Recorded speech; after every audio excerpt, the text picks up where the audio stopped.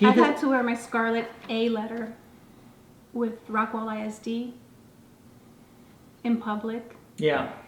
Among my neighbors. All these accusations, and they're where all I'm just false. fighting to parent my children, be in their lives.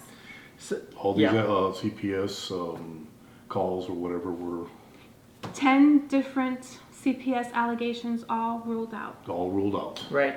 And like you said, I mean, in the whole thing that he was mentioning about you being unfaithful to him over Afghanistan, completely false. Yes. She had to go through a JAG, right? Yes. He had to prove. Went through command investigations it was in a major combat. deal. It was a major To where my CO at the time, Captain Bruce Manili, told NADCENT forward, he says, I feel that my sailor's safer here in combat than me sending her home. So let's speak about that, because I've heard some veterans say that being in family courts or anti-family courts in the United States has caused more stress and trauma to them than being in combat in a place like Iraq or Afghanistan. Is that your experience? Yes, as a 100% service-connected disabled veteran, they've labeled my PTSD domestic violence and then caregiver stress. But what the VA addresses the most is the PTSD from domestic violence and this whole affair. So, go ahead. It's something. Well, I mean, she over there, she took an RPG or whatever, but the pain from the RPG is a lot less than the beating she took at the Rockwall Police Department from the chief. Yeah. Police there that she took domestically from him. Wow. Well, and I'm sure that it's been much less than the pain. I didn't directly take an RPG. Yeah. No.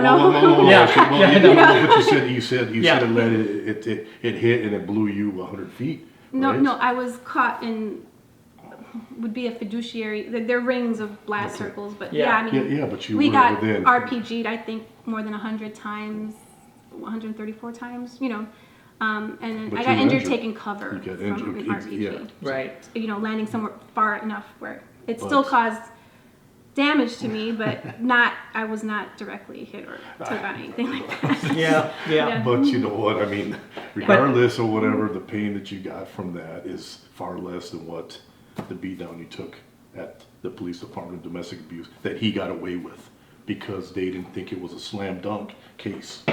Yeah, talk about that a little bit, the slam dunk case. So she knows it well. Because, I mean, my understanding is that you had police officers that were willing to testify on your behalf in court. And yet when I was there, I never saw them come. Was there some reason that they were not allowed to be there? Or I don't understand this. You saw he was dressed in plain clothes. His name was Detective Steve Nagy. Mm-hmm. And for the 4 hearings that you appeared to, Detective Nagy presented himself to testify with interference with child custody and enticement of a runaway child. I'm not sure what Texas Penal Code that falls under, but they're both state jail time felonies. Right. And I think it's very important you say this because the interference with child custody, that is under the Texas State Penal Code 2503, and that is a state jail felony. And yet David Rakow did not want to hear it. He didn't want to hear it at all. And this is a big problem. Get a chance for our attorney to present the evidence, to give Detective Stephen Nagy a chance to present that evidence. And it's interesting because here is law enforcement. Yes. With reports, with everything, saying I can testify to this. Yes. And you had a judge that would not do so. Exactly. In 2013, when my ex assaulted me with the children running around over in Russ Street, which is a very, very high trafficked area. I know where it is. The police were involved, and when it was presented to the DA, she was an assistant DA at the time, Kendra Culpepper, told me she would not go forward with it because she was not guaranteed 100% win. So this could have been avoided 10 years of parental alienation, conflict. Tell them real quick about why you had to meet them there at the police department. What reason? What reason did you have to meet them there?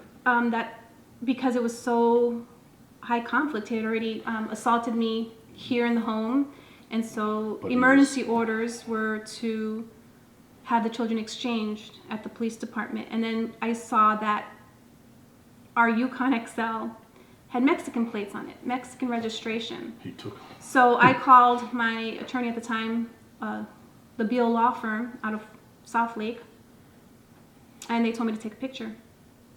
And when he noticed that I took a picture, he realized he didn't change out the plates, which a week prior to that, under the amicus Pamela Miley, when I pointed that out, she ignored me, gaffed me off. Came to find out that he had been living in Mexico without my knowledge with the children. And the reason he came was because he thought he would end up with the house and custody of the children. Wow, this is absolutely incredible. exactly, he took them to live down there while she was gone, And- deployed.